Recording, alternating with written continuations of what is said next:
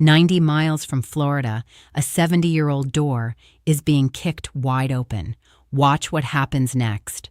With those 4 words aboard Air Force One, President Trump just sent a shockwave through Havana that no diplomatic cable ever could. While the world was looking at the Middle East, the Pentagon was quietly shifting the chess pieces south.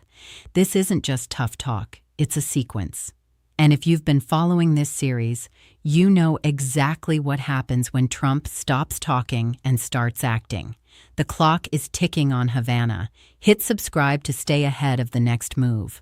On April 18th, a reporter cornered the president. The question, is the Pentagon prepping for military action? Trump didn't say no. Instead, he redefined the battlefield. Well, it depends on what your definition of military action is. Hours later, he stood before Cuban American voters and promised a new dawn. He invoked the ghosts of 1959, the families brutalized, and the decades of waiting. He isn't just campaigning for Florida, he's signaling a conclusion. We're tracking every naval movement in the Caribbean. Subscribe now so you don't miss the breaking update. But here is the twist. While Trump speaks of a new dawn, Cuban President Diaz-Canel is playing a dangerous game of defiance.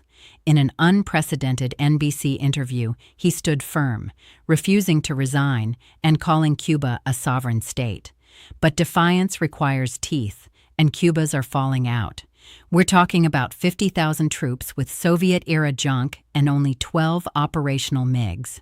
Across the water, F-35s are sitting in Key West, just 45 minutes from Havana's doorstep. 2 U.S. destroyers just arrived from Norfolk. The asymmetry isn't just big, it's total. The curiosity loop.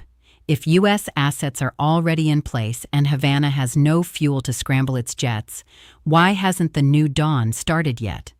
Is it a negotiation tactic, or are we waiting for a specific trigger? The Venezuela Playbook is being read page by page. First, the oil blockade. Then, the friendly takeover offer. Now, the direct military tease. Trump knows Florida is a must-win for the November 5th midterms, and the Cuban-American vote is the prize. But the strategic math is terrifying. A total collapse in Havana doesn't just mean liberation, it means a refugee crisis that could swamp Florida's shores. Is the White House ready for the aftermath, or is this dangerous improvisation? This is the 15th chapter in the Cuba series. To see the full trajectory from the first blockade to today, subscribe to the channel. Havana has expelled diplomats.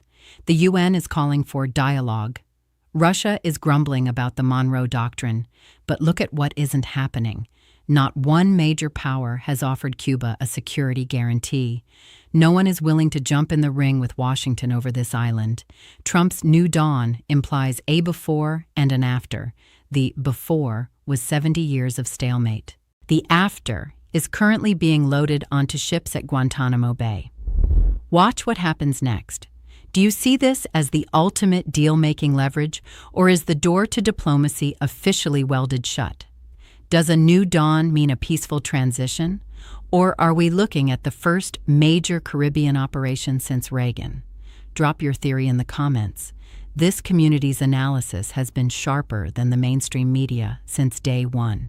Stay informed, stay ahead, subscribe for the final chapter.